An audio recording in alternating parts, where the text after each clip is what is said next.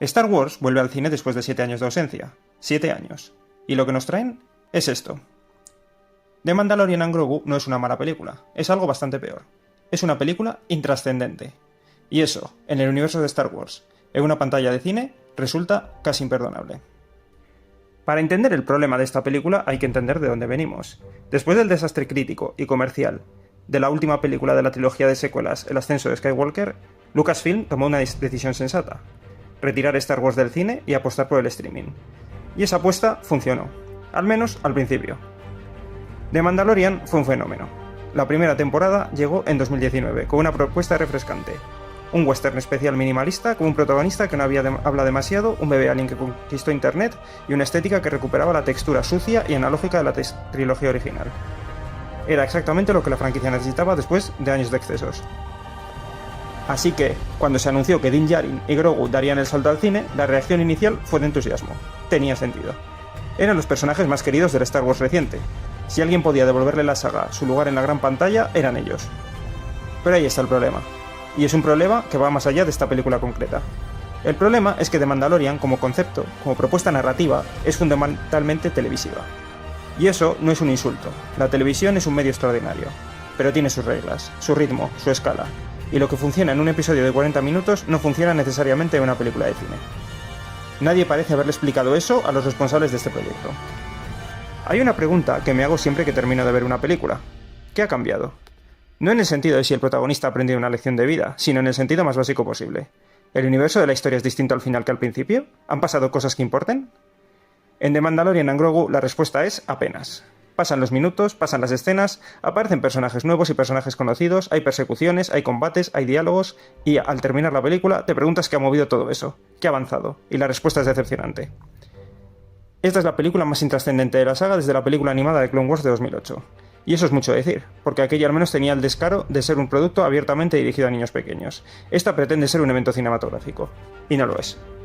Si esta película no se hubiera producido, el universo de Star Wars estaría exactamente en el mismo lugar. No se habría notado su ausencia. Y eso, repito, es el mayor fracaso posible para un regreso al cine después de 7 años. No hacer una mala película, sino hacer una película que no era necesaria. Una película de acción y aventuras puede sobrevivir con una trama floja si los personajes son lo suficientemente interesantes, como para que nos importen lo que les pasa. Pensad en películas que funcionan casi exclusivamente por la fuerza de sus protagonistas. Mad Max Fury Road o John Wick, por ejemplo. Incluso las mejores películas de Indiana Jones. La trama no es lo más importante, los personajes sí. En The Mandalorian and Grogu el desarrollo de personajes es prácticamente nulo. Din Djarin está exactamente donde lo dejamos, no ha cambiado, no se cuestiona nada, no enfrenta ningún dilema real que le haga crecer como personaje. Es una figura reactiva, alguien que responde a los eventos pero que no los provoca, que no los transforma. Y Grogu, que durante las temporadas de la serie fue el centro emocional de todo, aquí es reducido en demasiados momentos a recurso cómico o a MacGuffin. Sus mejores escenas son genuinamente tiernas, y hablaré de eso luego, pero no es suficiente.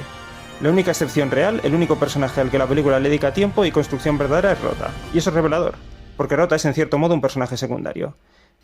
El hecho de que sea el más desarrollado de todo el reparto dice mucho sobre las prioridades narrativas de la película, o sobre su falta de ellas. El resto de personajes que aparecen, y aparecen varios, funcionan como viñetas, entran, cumplen su función puntual y salen. No dejan pozo, no generan vínculos. En una serie de televisión eso puede funcionar, porque el formato episódico permite que los personajes regresen, crezcan, sorprendan en el futuro. En una película, si no me importan ahora, no me van a importar nunca. Hay directores y guionistas que confunden la coherencia con la comodidad. Una historia coherente es aquella en la que todo encaja, en la que los eventos tienen consecuencias lógicas, en la que los personajes actúan de acuerdo a quiénes son. Una historia cómoda es aquella en la que todo encaja demasiado bien, en la que nunca pasa nada que sorprenda de verdad, en la que la resolución más segura siempre es la elegida. La trama de The Mandalorian and Grogu es cómoda, muy cómoda. Esta es construida sobre pilares seguros, con apuestas mínimas sin ningún riesgo narrativo real. Cada giro se puede anticipar con antelación, cada momento de tensión se resuelve de la manera más predecible. Cada decisión parece tomada desde el miedo a equivocarse, no desde el deseo de contar algo con fuerza. Y eso contrasta de manera dolorosa con lo que Star Wars ha sido capaz de hacer en sus mejores momentos. Pensad en el "no, yo soy tu padre" del Imperio Contraataca. Pensad en la muerte de Han Solo en el Despertar de la Fuerza. Pensad en Rogue One, que terminaba con todos los protagonistas muertos. Eran apuestas arriesgadas, algunas funcionaban mejor que otras, pero eran apuestas. Aquí no hay apuestas, hay un viaje, hay obstáculos que se superan, hay una resolución. Y cuando termina, la historia ha avanzado tan poco que casi da igual haberla visto. Hay algo que diferencia una película de cine de un capítulo de serie más allá del guión y los personajes: la escala. La sensación de que lo que estás viendo solo puede existir en una pantalla enorme, con un sonido que te envuelve y con imágenes que te superan. Es algo difícil de definir, pero muy fácil de reconocer cuando está. Y cuando falta, también. Los entornos de The Mandalorian and Grogu son correctos, están bien realizados, pero tienen la escala y ambición visual de un capítulo de la serie, no de una superproducción cinematográfica. No hay ningún plano en esta película que te deje sin respiración. No hay ningún escenario que puedas imaginarte viendo en tu televisor en casa un martes por la noche. Recordad los desiertos de Jedha en Rogue One, la batalla sobre Scarif o el duelo en la oscuridad del Imperio contraataca. En la película esa sensación desaparece, todo parece contenido interior pequeño, y en el cine pequeño es un problema. Pero no todo es malo, no quiero ser injusto. La película tiene cosas que funcionan y hay que decirlo. La secuencia de acción del inicio es, con diferencia, lo mejor de la película. Tiene energía, tiene ritmo, tiene la espectacularidad que se le exige a un blockbuster. Durante esos primeros minutos uno piensa que la película va a ir por un camino distinto. No va, pero ese arranque funciona, y lo hace bien. Y luego está Grogu. En sus mejores momentos, si los tienes, Grogu sigue siendo un personaje con un poder emocional enorme. Hay escenas con el que consiguen exactamente lo que deben conseguir. Que te importe, que sonrías, que sientas algo. No son suficientes para sostener una película entera, pero existen y merecen ser reconocidas. Quiero terminar con una reflexión más amplia, porque creo que The Mandalorian and Grogu no es solo una película fallida, es el síntoma de un problema mayor que tiene Lucasfilm con su franquicia. Durante años, Star Wars en el cine ha oscilado entre la sobreambición, intentar contentar a todo el mundo y no contentar a nadie, y la infraambición, no arriesgar nada por miedo a repetir los errores del pasado. Esta película cae claramente en el segundo grupo, en la respuesta segura, la apuesta sin riesgo. Y en el arte, las apuestas sin riesgo casi nunca producen nada memorable. Quizá el problema no son los personajes. Din Djarin y Grogu son grandes personajes que el público quiere, pero son personajes de televisión. Y eso no es un defecto, es una característica. Están construidos para el formato episódico, para la acumulación lenta, para la intimidad de la pequeña pantalla. Forzarlos en el cine no los hace más grandes, los hace más pequeños, porque el cine exige una escala emocional y narrativa para la que no fueron concebidos. En definitiva, The Mandalorian and Grogu es mediocre.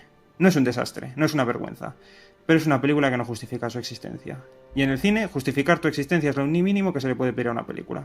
Star Wars lleva demasiado tiempo buscando su lugar en el cine sin encontrarlo. A veces me pregunto si la respuesta no es seguir insistiendo con proyectos que no están listos, sino tener la paciencia y la honestidad de esperar hasta tener algo que realmente valga la pena que contar. Hubiese sido mejor dejar la franquicia Marvel en el cine un tiempo más, pero aquí estamos.